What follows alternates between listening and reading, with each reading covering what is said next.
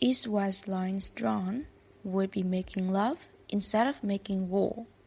It is looking more likely now that we will see a world government rather than a world war in the coming months and years, based on what is happening around the world. First of all, a year after the World Forum at Davos featured Chinese President Xi Jinping as a star, this year, Western leaders gather at Davos in force with US President Donald Trump as a top attraction.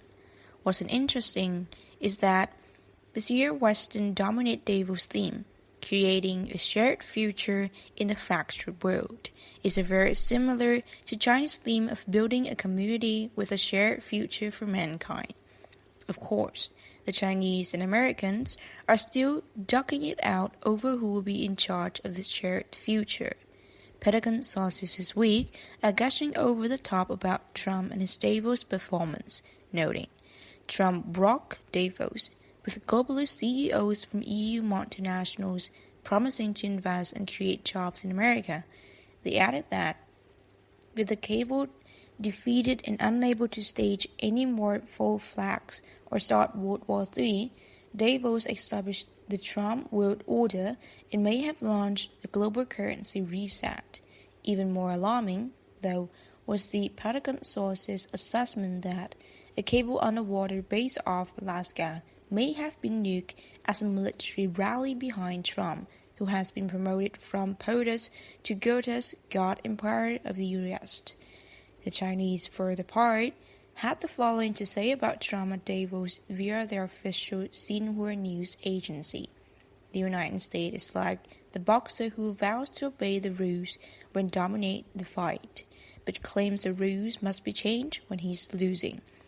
The U.S. military government under Trump was able to buy time for itself last week by threatening immediate arrest of Democratic Party politicians, who caved in to end the U.S. government shutdown in less than 72 hours, Pentagon sources note. The sinking of an Iranian oil tanker off the shore of Shanghai also proposed the start of the gold-backed petro-yuan as the replacement of U.S. petrodollar. However, as things stand, a still bankrupt current U.S. regime has only bought time until February 8. It is clear that the United States, the most in-depth nation in the world history, is untenable. It needs a complete reboot of the current world system in order to survive. The Chinese, for their part, are the biggest beneficiaries of the current system and would like to continue to evolve in their favor, as it has been doing for years.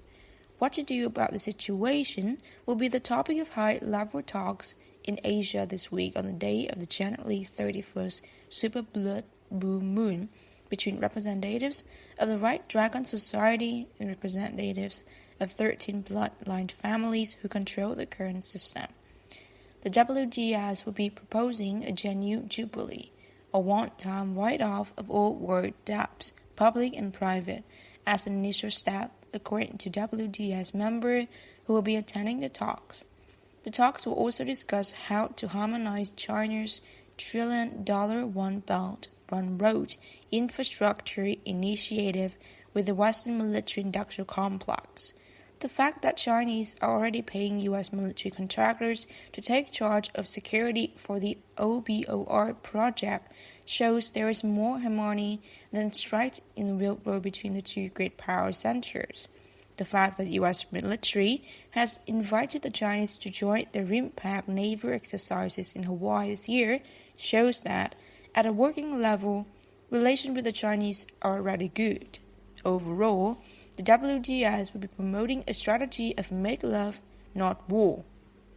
In any case, the old world order, as represented by the P2 Freemason Audio app Chaos, large and their Vatican subsidiary has failed on the pledge to make 2016 a tubular year as dictated by their calendar. Instead, what has happened since then has been an unprecedented money grabbed by Western super wealthy. The result has been a dangerous destabilization of Western civilizations. Clearly, the need to step aside.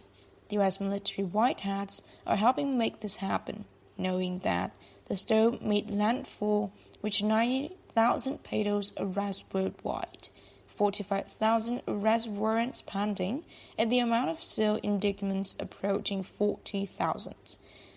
Furthermore, Trump got MI6 and GCHQ Communication Government of Headquarters, the British intelligence agency, to hand over incriminating intelligence on Barack Obama, Hillary Clinton, and the cable before his meeting with UK Prime Minister Theresa May at Davos, the Pentagon sources say. The Royal Canadian Mounted Police are also on the trail of the Clinton mafia, now that they have officially recognized the death of Canadian pharmaceutical billionaire Barry Sherman and his wife, Honey, as murders. They have seized computer and will be following money trails to find the suspects.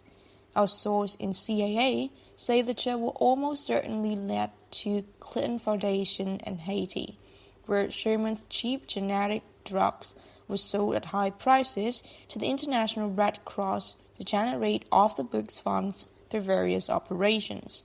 A video of Red Cross cash in Haiti was sent to us as evidence. The video was sent with the following comment. Notice that no people were shown in the video, which to me means that this was recorded by someone who knows way more than what is being said, which is nothing. Someone government is about to get a very large cash injection. There are potentially billions of dollars in these cases. The source add. This is off the books money for sure.